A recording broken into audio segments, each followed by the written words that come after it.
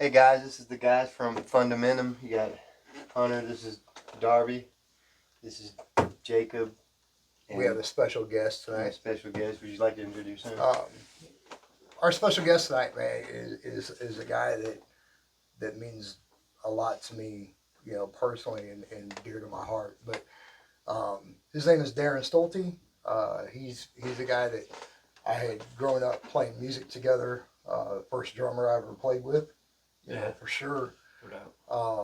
And he's got a heart for God, and he's got a love and a passion for music like none other. So we are excited about having you here. You know, it's awesome, dude. It's awesome that you made it. You know, Hunter, I'll let you kick off. Yeah, there's, you know, we were having a conversation before we started recording, and you know, I wish we would have gotten that stuff down and recorded that stuff, because. You know, but when we left off, we were talking about, you know, church and the hurt sometimes that comes from that, but we started off talking about music and the influence that he's had in your life and you know, your guys' life before. Yeah, I think that'd be a nice start. You know, just kind of reiterate a little bit what we talked about earlier off camera, but you know. This is a guy that, man, I went to school with, went to church with, Royal Rangers with. If nobody knows, it's like a Boy Scouts, but more God-centered and involvement within the Assembly of God Church. But a great program. Both of us have learned a lot in that program, you know, and stuff like that. But life skills. Yeah, for sure. But music was something that really brought us together. You want to talk about that? I grew up in a family that had a ministry in the prisons and jails, and we which is something that's near and dear to my heart because of my past and what I've been through. So yeah, the fact that your parents were involved in the prison ministry really and it was I think that's pretty much what started my parents into Christianity, because early 70s they weren't Christians, but then they started going to the local jails, and my brothers and sisters happened to be musical, so we formed a family band, and I picked up my first set of drums 5 years old, and we started going to more prisons and jails and mainly in southern Missouri, and so that was our ministry for the longest time. And then I just did mostly church music and stuff like that. And then when Darby come along, and you know, we started rocking out, and I definitely expanded my musical portfolio to you know, include stuff like that, and that was just unreal. I enjoyed that so much, and so yeah, huge influence on me. Huge to this day, huge influence on me. So the type of music that we're talking about, you know, the harder rock, because I know what Darby was into and always has been into. You know, you said you were in the ministry, you grew up in the ministry, and how was that? You know, that genre. How was that panning out with your mom and dad, because they were they into the heavier music, or were they? Absolutely not. It was a tug of war. Right. That's what it was between me and my folks. I remember when I was in probably, I don't know what year Injustice come out. when I first heard Injustice. I'd never heard anything like that. And up until Oh, that so time, we're talking about heavy stuff. Yeah, yeah. well, up until that time, I wasn't allowed. If I would have been caught with an album of He's talking about sort. Injustice for All by Metallica. Right, right. To us, it's just an anthem. You say Injustice, Yeah. everybody just knows what you're talking about. So Yeah. I had never heard anything like that in the metal and rock sound, and I really wasn't into it because I couldn't be into it. I would be in deep trouble if an album of that sort had been found in my house. So when I heard that, it transformed. It changed. I don't know if it transformed me, but it flicked a switch inside of me. Well, you with your growing up in the musical ministry like you guys were, it was a particular type of music, so it opened things up for you. It changed me. It changed everything. It changed me to where that was the launch pad, and then Right. and then when you come into there and you were playing it, and I'm like, I knew I wanted to play that kind of music on the drums. Right. I just didn't know if I had the ability, and I still. Oh, I yeah, he still don't. definitely had the ability, man. Because So I remember, like we were talking earlier, that you used to bring your kit over, to the house, and we'd set up in the garage, and yeah, I couldn't hear for like 2 days after, but Plainville, Illinois. yeah, real small town, But but man, we had a lot of good times doing that kind of thing. But certainly. yeah, you were talking about how with your parents, how it was a big tug and war with you, with the whole metal and all that stuff, because when you and I grew up in the same church, we grew up in the same denominations and all that stuff, Right. and that kind of stuff, in the AOG was very frowned upon. Like it had to be gospel, or it had to be the hymn type there was stuff. no in between. Yeah, and there was no expansion other than that. For me, you had your struggles with your mom and dad. Certainly.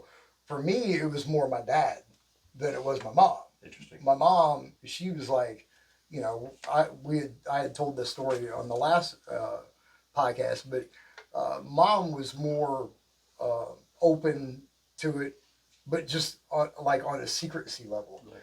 Just Well, don't tell your dad. You told me You that you and your mom went to the Striper the concert. Striper concert. Yeah, Really? yeah. We went to Striper together up in Bushnell at Cornerstone, Right on. and she absolutely had the best time of her life. She was like, man, she goes, I'm so glad I went. But it was, I mean, as a teenage kid back then, it was a struggle to try to get your mom and dad on board with the, hey man, just because it's metal doesn't change the fact of who I am. It doesn't change my belief system. It doesn't change that I love Jesus with all my heart. But this is just the stuff that really speaks to me. It puts with it instills a passion that if you don't get into metal, if you don't get into that kind of thing, whatever genre you're into, instills a passion for that type of music, in your heart, and regardless of you try to get away from it or not, for me, I couldn't, and I know you're the same way. You My Bible said, couldn't get away from it. My Bible said very clearly, make a joyful noise unto the Lord. Right. And it doesn't specify No, how you make that noise. that's right. And I made the best noise I possibly do, and I actually felt like I was doing something. How do you express joy? I mean, how do you express that? I mean, I do it through music. Yep, same here. You and I have a lot of the same time frame in our lives that music made a massive impact. You started playing drums at 5. I started playing piano at 5. So there was a lot of parallel paths that you and I had taken together, but for whatever reason, we just never did endeavor it together. You had your path, and I had mine, and we kind of still did the same stuff, but just in a different, I guess, in a different manner. But what was, as far as like, you go through high school, and stuff like that, man. I remember having to. I think were you involved with the magazine that we had like a Hit Parader magazine, and we got busted for it in a Christian school, and I got sent down to the I principal's remember office that. for Though. that. No, I was not in on it, but I'm surprised. I was not in on that. Yeah, yeah, that was. I said I was surprised. That was that was a moment I remember when that. I'm going when it that was the moment for me where the light bulb went off and was like, are we taking it to a little bit of an extreme here? I mean, uh, back then the churches were so, and I don't, trust me, I'm not trying to bash on the churches at that time. I think it was just a lot of things were misunderstood, at that point. So rigid. So rigid. Yeah, and it was very rigid. We were talking about, you couldn't go to a movie without feeling like you're going to go to hell. Right.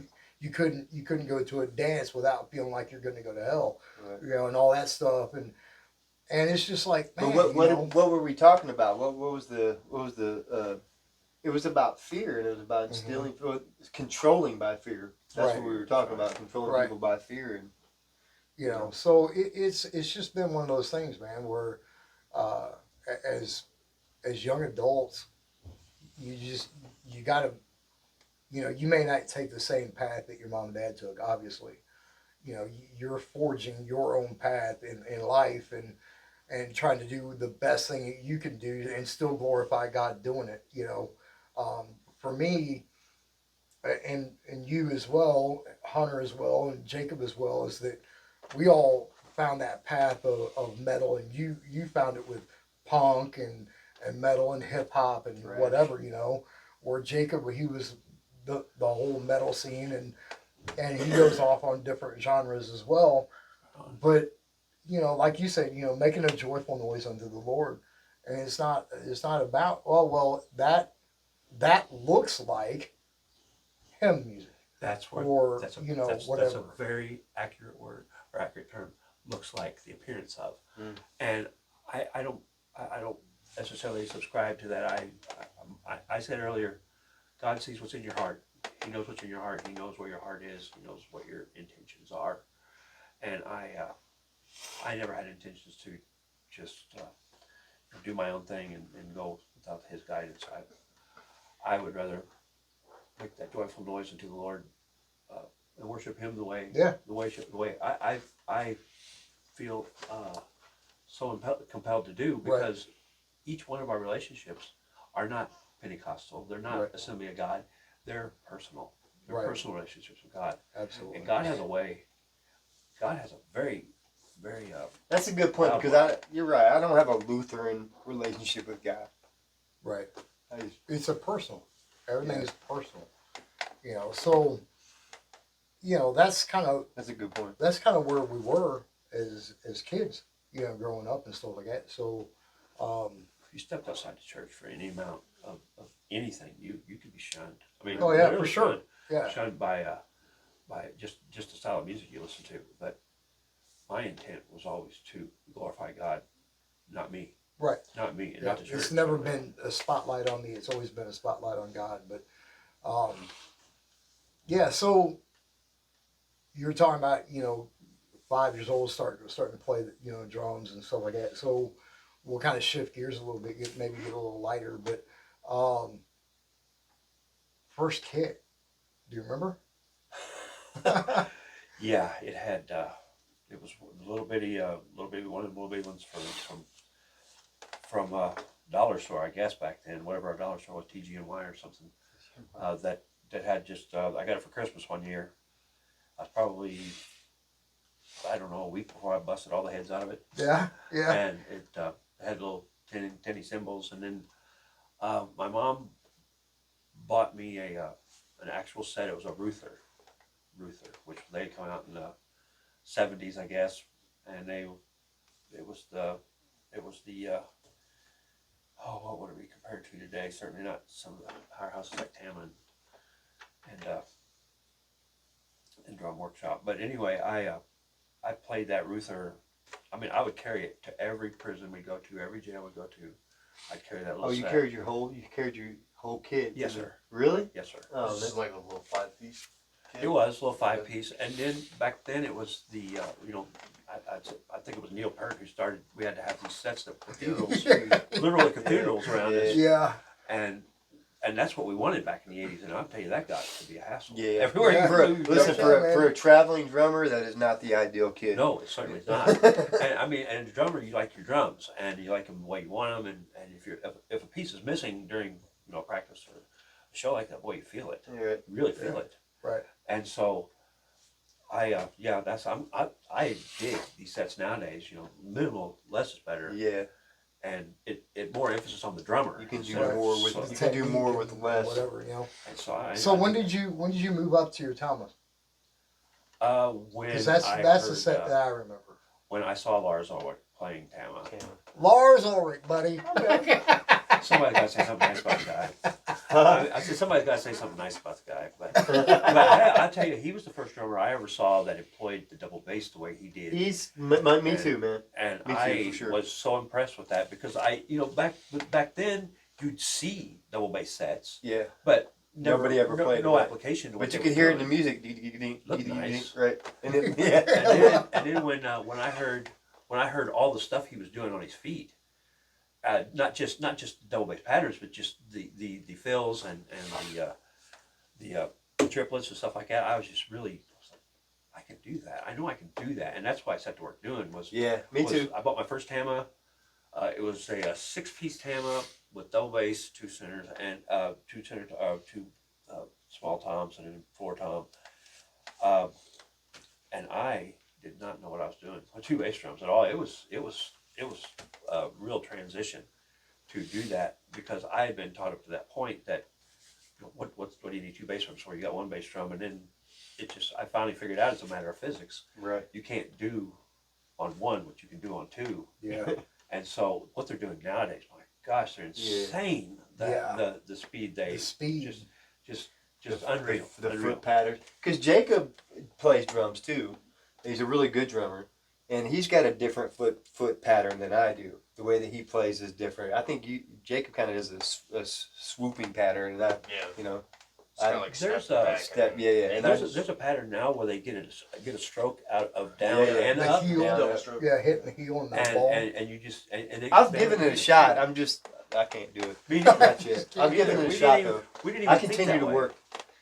I do it. Back in the '80s, when I first started on double bass, I would sit for hours and I would read, but double bass Yeah. just going, and to where it was automatic, but there wasn't techniques like that had not come down the pipe yet because had they, that's what I'd have been working on, Right. and they're doing it. Doing that what do they call it? Not it's not blast beat. It's gravity blast now. Gravity blast. Gravity blast. Where you just holding the drumsticks like Yeah. that. Oh you yeah. know? You talk about like what most death metal drummers do. And Yeah. Yeah, yeah. That's The what I'm strokes saying. they That's have. what I'm saying. Man, That's, it's fast. And back then, What'd you call it? gravity blast. Wow. It's a gravity blast Yeah, where it's an upstroke and a downstroke. Yeah, yeah. You use the edge of the I've snare. definitely seen it. You use the rim, right?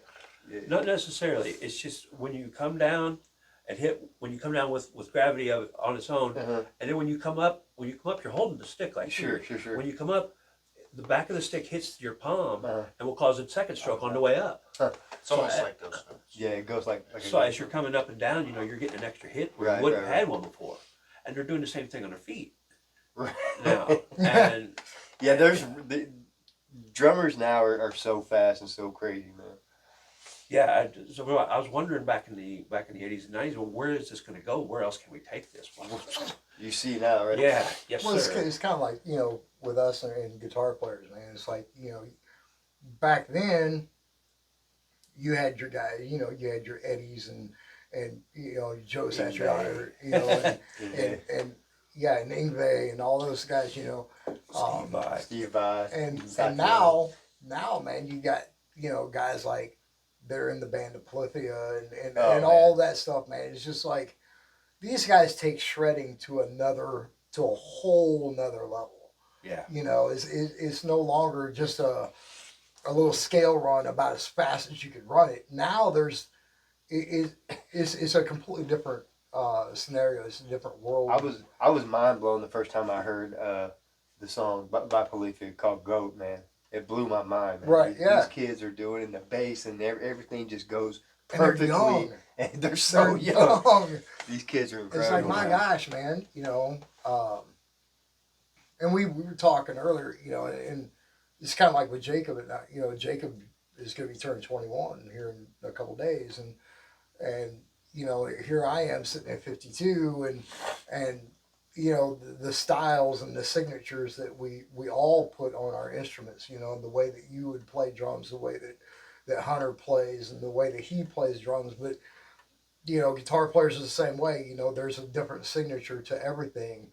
Where Jacob is a lot faster than I am, and I mean he says different style, but I just say Jacob's just better than I am. Guitar player.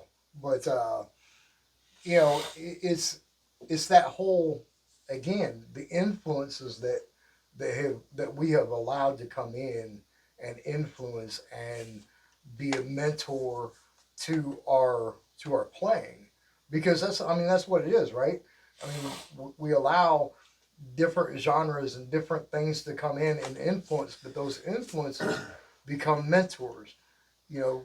They like your professional players and all that stuff, they don't even know who you are, but at the same time you look at them and go, man, I want to learn that lick, or I want to hit that beat, or I want to do that groove, or whatever. Everybody has their favorite. So when I it was Lars for me at first, like you said, Lars was like, this is how I want to play. Yeah. Right.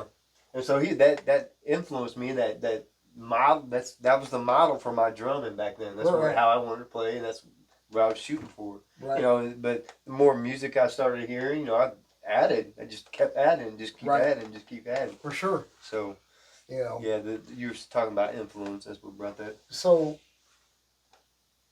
through your time, you bought your Katama kit, right? And I don't think you separated with that kit. I didn't buy. I built that set. Did you? I bought the frame, the skeleton. Yeah, I bought the shells. We call them. I bought the shells for $600, and then I went from there, and I looked at a lot of metal drummers and what they played, and Pacey cymbals just come out at that time. They were different, and I like to be different, so I went with Pacey cymbals, and the sticks were billy clubs. That's what they called those sticks back then, billy clubs, where I thought you had to be louder because we didn't have the equipment then that we have now. I mean, like I was saying earlier, you had the garage band sound back then because that's where you were playing, right, in the garage, and, right. and that's the sound you produced, and it sounded awful. I mean, let's face it. Yeah. Let's face it was not terrible. the most pleasant sound. It was awful, and so I built that set piece by piece. Back then again, when we had COD, you could Cash on bring delivery. stuff to your house, and you could pay it. Just pay it right then. When it got there. Right. Which, my gosh, that seemed like a lot of work. Especially with a drum set, a drum set. So week after week, I worked for my dad. I delivered pizzas. I slaved. I did everything I possibly could to save my pennies to get piece by piece of that drum set. And I mean, I built it from the DW pedals, which were just coming out at that time. The fastest pedals I'd ever played. Listen, I just retired a DW pedal, and I had it for almost 27 years. And a good product. I just retired it. It was a double bass pedal. My mom and dad bought it for me. I say DW 5000 was the big thing back then, and boy, that 5000, and so they were $100 a pedal even back then. So I did a lot of work to get those, and I built up. It took me probably a year and a half of working to get it up to where it was, and I bought another floor tom. It was that Rockstar. It was a Tama Rockstar, and it had black. It was black shiny shells on the outside and chrome heads all the way around because I wanted that. I just wanted that look. It just looked cool. Yeah, it did look cool. Okay. And it was exactly enough drums for me. And how much was a pasty cymbal, like say a 20-inch ride cymbal back then? 20-inch ride, depending on the series. Yeah, they went from 200 Sure. up to 3,000. Yeah. And if the 200, you could get a whole set of the 200 for about $200. Starting with the hi-hats, working all the way around. But if you want to do the 3000 series, which was the shiny and it pegged all Right. the way through, those were about $150 It had the little rivets in it. Not yet. No. Those were more of a jazz type deal with pasty. But I would eventually go back to a Zildjian cymbal. That's where I started. Did and you? I just liked the feeling of them. It's They're like, really crispy. like how they bounce back, and I liked how I felt when I hit one. Yeah. And pasty it's just good cymbals. It's just I want to be different, but not that different. With the beauty of technology now, like we can watch videos, and I've been watching them make cymbals and the way that they test them and just get the right. Yeah, it's They're crazy. crazy. It is It's crazy. crazy. Yeah. It's a lot of They'll labor lay intense. them down, and Yeah. it's Right. great, man. Well, with building your own set, how'd you go about tuning it? Did you know anything about that? We used to have the hand crank things, but eventually we got one that was like this, and I would sit there and just set them, Right. do them to where I eventually liked them. There was no concept back then of tuning the drums to match the music. Right. Gotcha.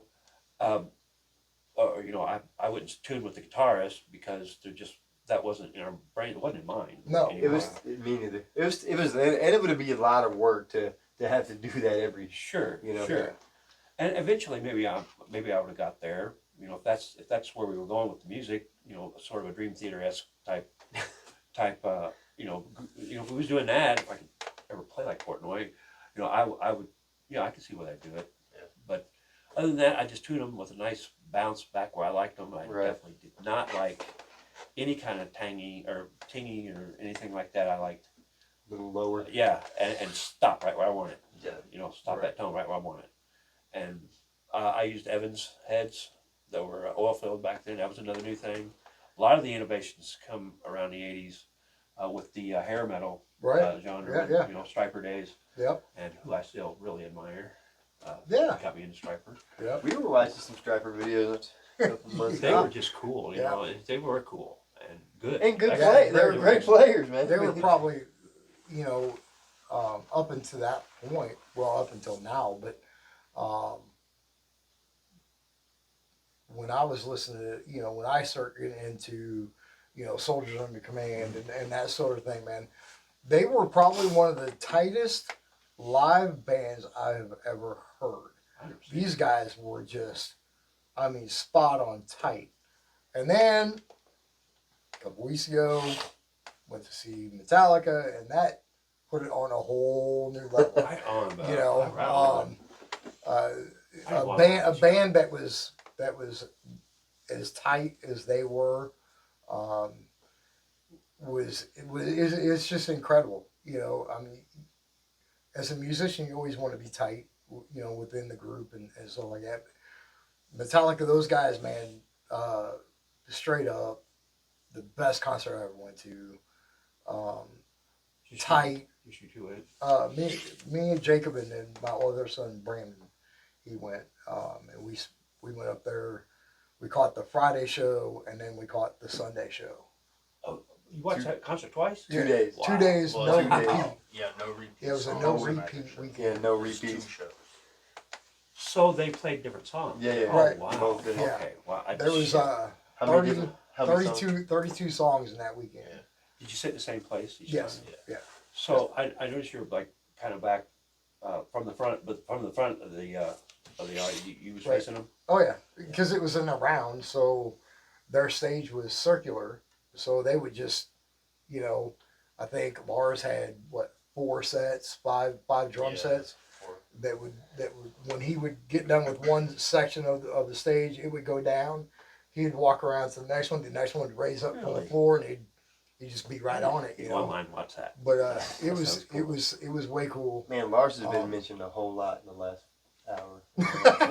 Yeah. He needs some doing. He gets picked on a lot. After all the people, all the people that bash on him, he needs a little I'm love. not bad. You know. He was a big influence. He, Man. me too. But he's He was- gotten a me lot too. better. He was, Yeah, he's gotten a lot better. Yeah. Well, And- because and like he- when Lex Eterna came out, a lot of speculation was that like he didn't play that. Right. Like that double bass was fake. It's too clean.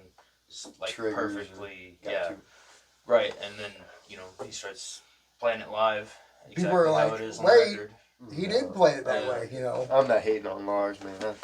He's a great drummer. So, you know, we were talking about influences earlier. Some of your main influences. From back then. Yeah, back in the day, up uh, until now, you know, to present. uh, And there's a lot of influence here. man, there's so many good metal drummers. There's just so many good. Because you were the immediately went to first. metal. Yeah, Well, that's my thing. because that's what him and I Well, kind of all hooked right, up with. all right. Let me give credit where credit's due because I'm a big Dave Weckl fan. Heck I yeah. always was growing up, and I love jazz. Me too. That's done well.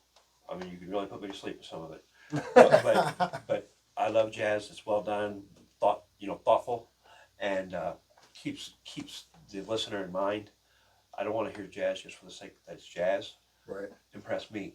Right. Impress me. And maybe I'm arrogant or I'm too picky when it comes to music. Because I am. I'm picky. Mm-hmm. And No, I'm definitely picky, man. And it's not by choice. Certainly not by choice. It's by, I either like something or I really don't like it. Right. But Weckl does that kind of fusion. Then I try to incorporate that into my metal playing to varied success. More not successful than No, but that's great, man. I like that because I love both of those elements. I love metal and I love jazz. I like both of those well, things. they seem to work so much together.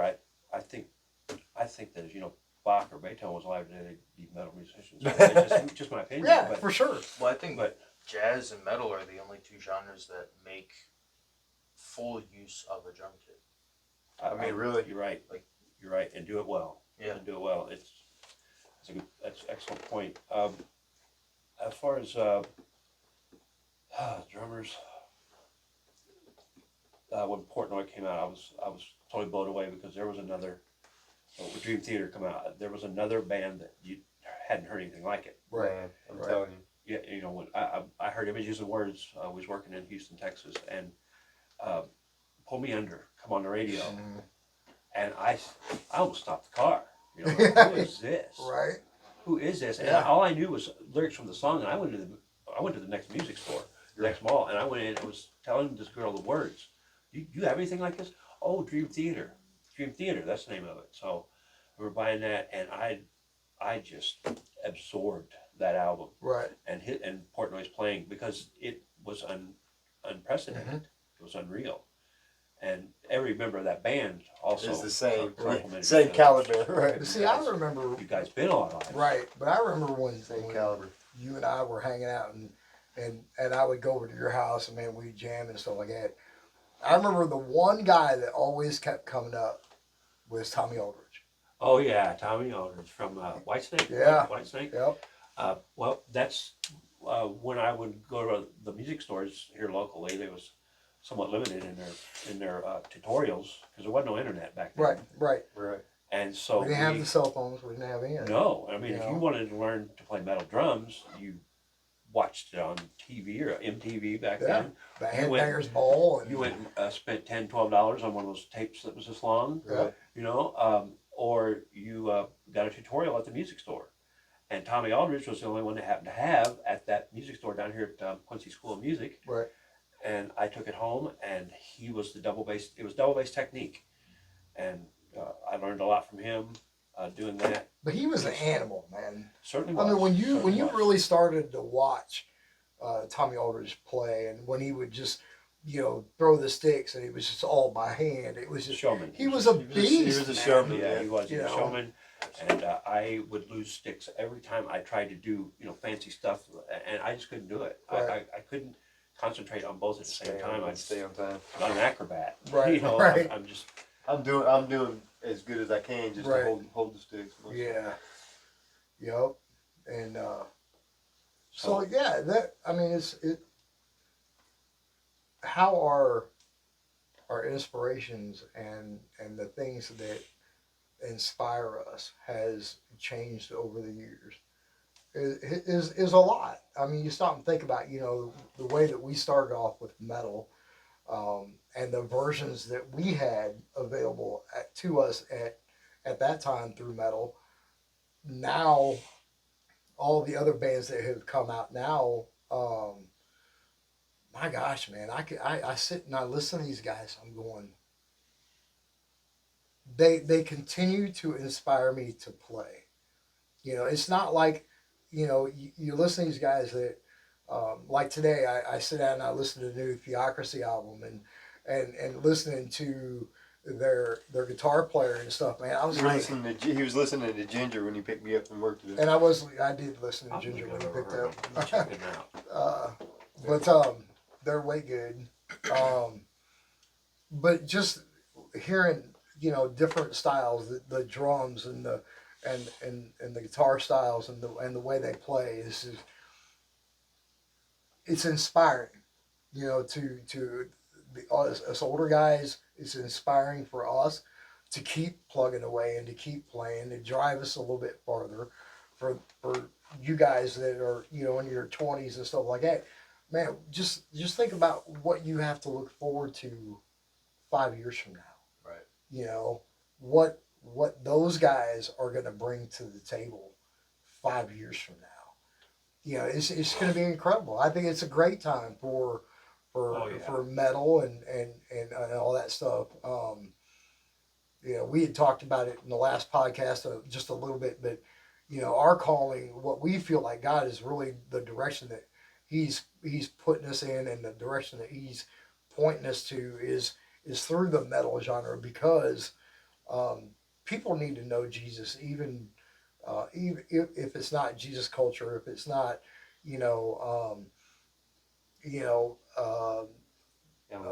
elevation, or coming off of that genre and into the contemporary Christian music kind of stuff. I think people are looking for more than just your cookie cutter pop, kind of rock kind of stuff. Where for us, for me, it was like my first Christian rock concert was Petra. Yeah. And stuff like that. So, it's much harder now because my first Christian rock show was Building 429. Building 429. That was. Do you remember what yours was? Your first Christian rock show? Skillet, maybe? Skillet? Oh, good one. That's a good first show, man. No, heck yeah, man. Carmen, yeah. Hey, but listen. Yeah. But back everyone then, that we Carmen mentioned, was cutting edge, man. Yeah, everyone that we mentioned is probably in some way or another influenced by Carmen. Yeah. Oh, for sure. I know Petra for sure was influenced by Carmen. He put on a good show. Yeah, great show. He definitely, I can see from the videos that you showed me, you can definitely tell how they were influenced by Carmen. Yeah, man, you almost completely forget about him. He was an innovator at the time, man. Sure he was. I mean, he was that guy, man, that everybody wanted to see.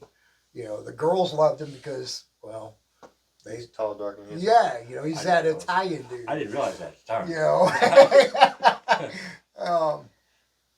But I know you had you went through some rough patches, man, where, tragically, I say tragically because when you start to lose the ability to play music anymore as a musician is tragic. It really is. I know because that when we talked on the phone was the first time I even knew anything about it.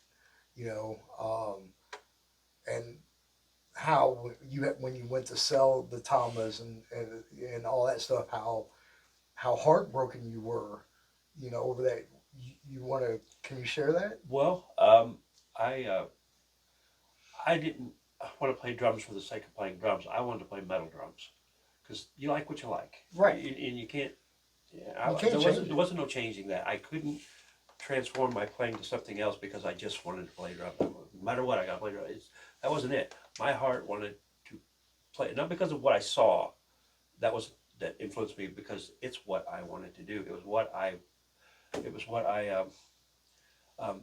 was inspired to do, and I just enjoyed it so much. I loved that sound so much. So I searched for probably another 10 years after me and you went on with life. Right. And I sampled here and there, and I could not find anyone else. I mean, it would start off well enough. Yeah, we play metal. Sure, let's play metal. Let's do some metal, you know? Right. And we'd get together and, you know, what song we're going to start on. And like I said, it would devolve eventually into you know, typical country bar music. Right. Where we're just paying for, you know, cover charge that night. And What'd you say? What'd you call it? Friends in low places? yeah, friends in low places. Friends in low places music. And no, And I'm not laughing. I no just thought that was a clever. no dig on Garth. Right. You know, credits where credits due, but I just, my heart was not in that, and I was bored. It was boring to me, and so I got married and, you know, worked a lot, and I would always keep my drums handy and nearby, and you know, it was hard on the wife's ear, and so eventually it just got to the point where these drums are not doing me any good anymore, and so I loved them so much, and I put them online because I wanted them to go to somebody else. I thought maybe someday I'll pick it up again and take it from where I left off, but I literally insisted and said in the auction that I will not sell these drums to anyone unless I meet them in person. Right. And I had these people. But you built them. Yes, sir. You know. Yes, sir. So I understand They were sacred to me. Right. Come on. And so this father and son who won the auction back when everything was auctioned back then, I said that there's no way I'm going to ship these. You'll have to come here and get them. And they drove from Kansas City, wow, Missouri, and I had them set up in the living room. You know, just I kept them in my basement, but I had them set up in the living room, and I wanted to hear this kid play. I wanted to see this kid. He's about 12 years old, and he reminded me of myself. Tore it And up, so, huh? yeah, oh, it was awful. I stood outside and watched them go down the drive, and I was just, man. But, you know, who knows how it changed that kid's life. Right. And so they're somewhere now. They're somewhere. They're worth being somewhere. right. Unless he, you know, became the next Lauders or something. But yeah, that was struggle. I dream about them drums once in a while. Right. But, so you had mentioned to me that you had some health issues. yes, I did. You know, which in turn, man, is a struggle. You know, and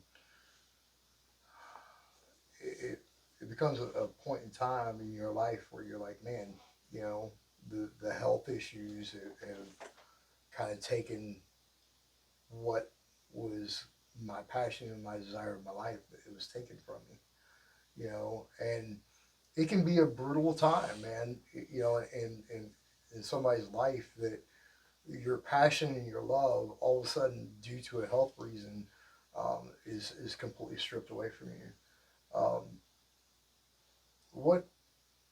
How did you get through that process, Darren?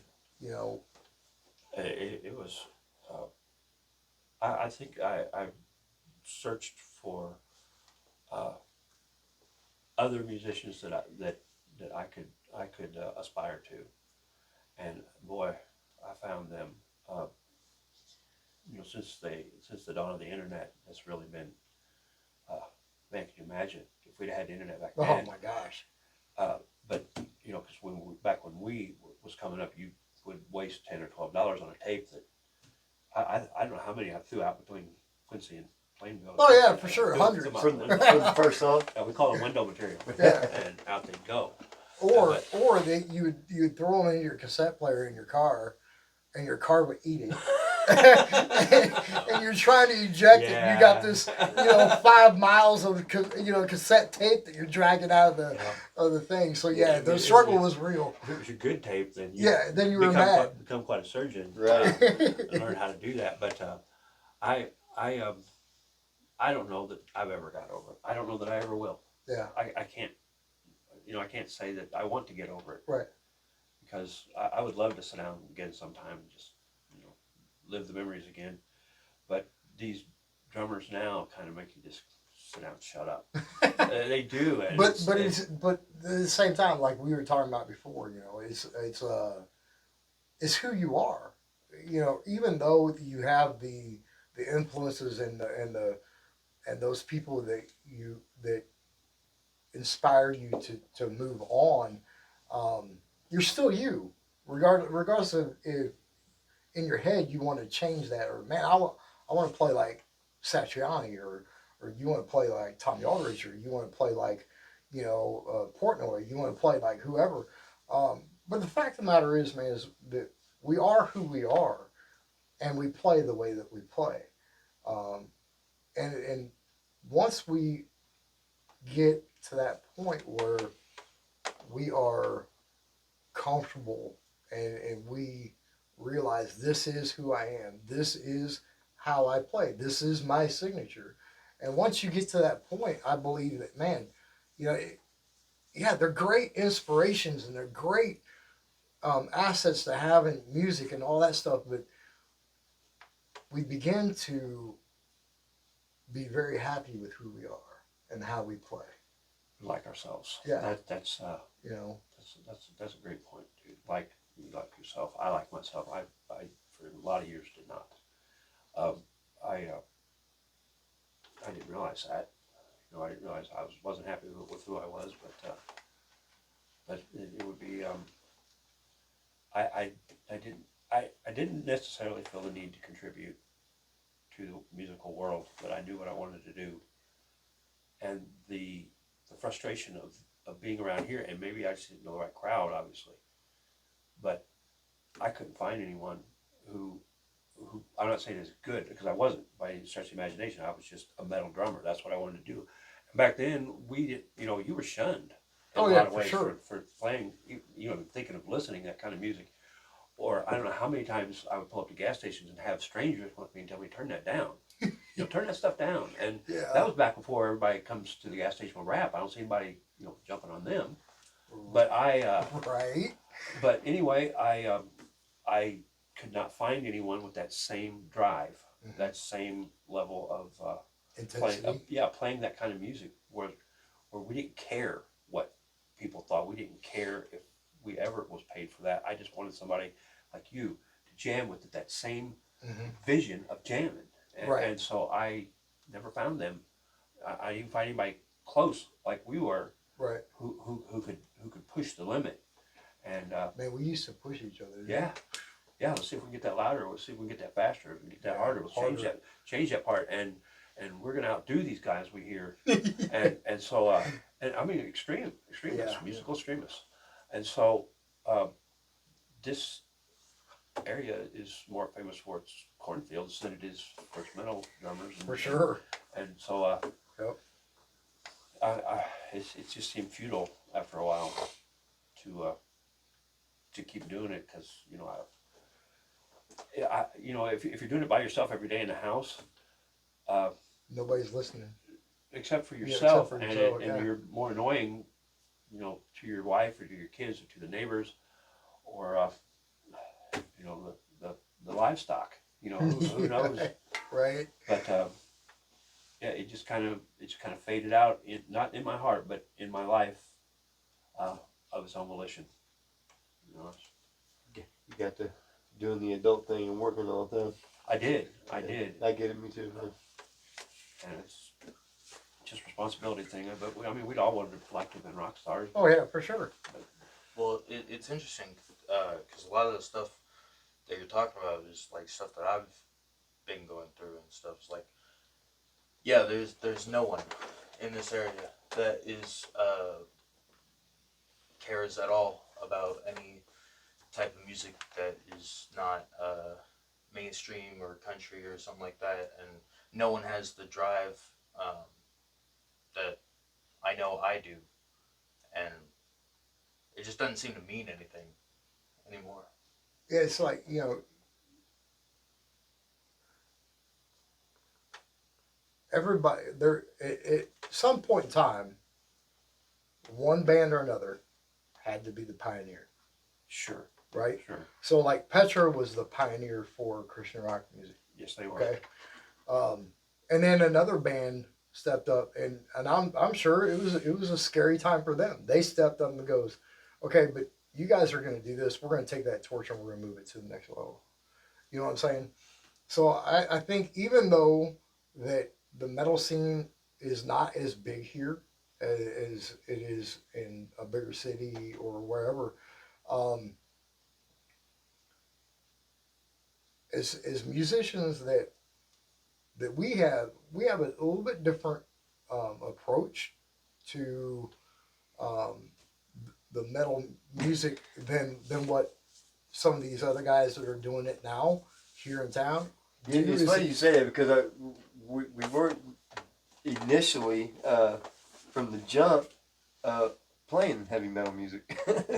we were playing different stuff, and Right. now Right. So now through it's adding members and doing this and doing that, now we're playing a little bit heavier stuff. and then all of a sudden now we get people who are like music like minded to get together and really start creating our own. But I think for us here in town is like we have the three of us, or and if we add or whatever later on, um, we can't be afraid to be that pioneer, to push that envelope and to carry that torch to the next level here in town and make it something to where people will want to stop and listen, and you do it by working your tail off. Yeah, we just continue to hone our craft, man, and Yeah. keep playing, man. That's it. Well, it's funny you say that too, is because like, I mean, for me specifically, there's two reasons why I know how to play four instruments and do vocals. Right? There's the obvious one is no one else is doing it, so you had to I'll do do play, it myself. had to be my own drummer, had to be my own guitar player, Right. had to be. And the other reason wraps back around to what we were talking about earlier is like I'm always asking the question to myself is like, why does something happen? Like, why are things the way they are? And I, even from the first time I ever heard heavier music, was instantly connected to it, and it has never diminished. I've only gotten more and more into it as I get older. Me too. And the reason why I have come to realize is that metal and other music within that family tends to be more introspective and more meaningful than a lot of other music. And I think growing up, especially, I don't know what was happening, but I knew, I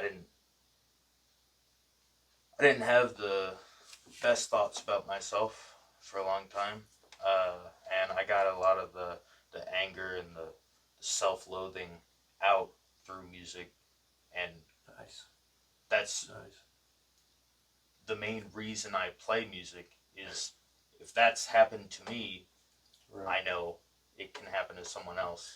Or it is happening. There's a Right. reason why Slipknot can have an entire arena full of kids jumping. There's a reason, because the lyrics hit. They know what they're, those are written for a core group of people. Right. People that are struggling with this or that or this or that or this. So, I Music get speaks. Good point. It's a language of its own, and um, regardless of what music you get into, I don't care what kind of music you get into. I just love it when people they fall in love with music, Passionate. and there's passion there. There's you know this is how I communicate. Right. When all else forms of communication break down, music is how I communicate. You like the little post that I know I've posted on Facebook and stuff before, but you'll know more about me through my music and the music that I write than you will ever know by speaking to me personally. Right. And that's just the way it is. For musicians, for people who truly love music and not just use it for background noise to fill in, but the music, the people who really grab a hold of the music and they let it take them on a journey that they may be scared to take. on their own. They let the music kind of guide them through that journey. Regardless of what journey you're going through, it could be a terrible, it could be a terrible part in your life. It could be tragedy. It could be death. It could be, but at the same time, it could be joys of life. Right. New birth, new whatever, new relationships, new rekindled relationships, friends that you haven't seen in decades, and all of a sudden, man, this song comes on and you start thinking about them, and you start to go, man, I wonder where he's at, and you start to reach out and you rekindle that. But the music is what brought it there, and God uses that music to minister or to speak to each other in the way that we communicate, in the way um, that we reminisce, or the way that we may sit in a little melancholy and just um, think about childhood and think about the where we were before, and now you start to look at where we're at now. You know, when I started playing, when you and I first started getting together and kind of jamming, dude, I was terrible. I mean, I was absolutely freaking terrible. We didn't think so. And then, but I look at now and I go, man, look how far I've come. Right. As a musician, regardless if it's on keys, or regardless if it's behind a guitar, or if it's vocally behind a mic. Look how far along that journey has taken me, and where we have actually come from, and it's a great story, regardless of what your past looks like, what your present is going to look like that you don't know. Everything in between, that musical journey for me, I think it speaks for you and Hunter and Jacob too, is that musical journey that we have grabbed a hold of, and we're not ever letting it go. We're excited about where that takes us next. It's funny because as you were saying that, I was kind of having a vision of because it really is a journey. You know what I mean? It's paved my life. Music has. So it's funny you said that. You said a minute ago, it's something I believe, I don't know how true it is, but I was kind of surprised you said that you can't find that caliber musician nowadays either, because it seems to me like that, and I could be mistaken, metal has come into its own now. Mm-hmm. At least what I see online, these death metal groups, heavy metal groups, thrash metal groups are winning awards in these pop music contests. Stuff that they would never even been recognized, decades ago. They've been laughed at. Yeah, for sure. And shunned and made fun of. But now, I think people are starting to realize that the technology has gotten better. You can hear them, right, and hear what they're doing and see what they're doing. People are realizing that's hard. It's hard to do. Metal's hard. It is. It's not. Yeah, it's not easy. To do well. Never mind, you got people playing 7, 8 string guitars, and I know, 14 right? string basses, and 2 million miles an hour. Yeah, that too. On a 42 piece drum kit, That's why I said if Bach or Beethoven was alive today, I'm positive they would be metal musicians, because if you listen to their music, electrify it and digitize it, and you've got. But even then, Beethoven, Bach, Mozart, Chopin, all those guys, they were outcasts. I'm sure they were wild men. They were outcasts. Those sure guys were wild men. They were partying hard. Were shunned. They were misinterpreted. In their culture and their era. And it stood till today. That music has stood till. Yeah, they were metalheads for sure. Exactly, they were renegades, and they were renegades. They certainly were. They were playing something that had never been heard at the time. Right. And like I said, it stood the test of time, because it was hard. It was hard to do. You just couldn't sit down and do that. And metal is right up there with that. It's hard. If you listen to some of these technical guys today, it's mind blowing. Mind blowing. It's like, what idea can you come up with next? Oh, that. Okay. Right. And right. I watch these Zildjian live videos on YouTube, and man, some of those guys are just great. I mean, I've never seen anything like it before. You know, who's the drummer for August Burns Red? That Matt Greiner. Man, that dude is just so fast and so good, so technical. Right. Well, guys, I think we need to wrap up just a little bit, but man, I completely appreciate you wanting to come in and be our guest this week, and Thanks for having me. I appreciate it. it's been a lot of fun, you know, for sure. Next time we'll turn the camera on before we're sitting down at the table while we're still sitting. Yeah, while we're still sitting over there conversating, you know. But one real quick plug before we leave, but when you see the new logo for Assemble the Souls, man, this is the gentleman that put it together.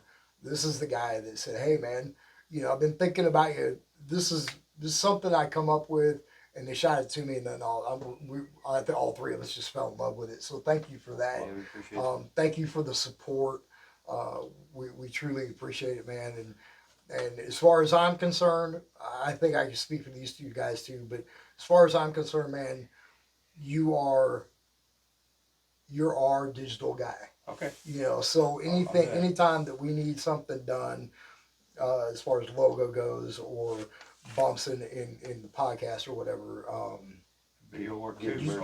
you the man. Any video you need. You know, Video work. Yeah, you the man. So we appreciate you. No problem. You know, for sure. I'm glad I can help. It's been fun to rekindle and to get back together. Right on. Right on. And I appreciate you, brother. I do. Right on. Anything else? No, I don't have anything. Just Anything? Nothing. nope. Nada. We just appreciate you guys. And for those people out there, Merry Christmas. I hope you guys have a great time. Yeah, it is that time. And enjoy your families, man. You know, grab a hold of them, hug their necks, and just love on them because they're not always going to be around. But Merry Christmas to y'all. Happy New Year. And I think we're still on the schedule of once a month. We're gonna try to do it Try next month. Yeah. and do it once a month. But we are hitting the studio pretty hard. Just to kind of give an update on that. Some guitar tracks have been written, bass tracks have been put down. Hunter's going to come in and do his drum tracks probably hopefully in the next few weeks. Yeah, during the Christmas break. So get ready to hear that. We'll give you a little bit of a hint, but the first song that we're going to put out is called "Going Under." Tentatively, yeah. And so we're super stoked about that. Having your own studio comes in really handy. It does come in handy because I don't have to pay a studio bill. So Right, and we can do it anytime we want to. yeah. But we shot it over to Darren, you know, last week and let him kind of have a sneak peek since he's done a lot for us. So I felt like that was, you know, a little bit for him. But Yeah, it's a good song. Good work. you know, so we appreciate you. Like I said, everybody have a Merry Christmas, and we'll see you in about a month.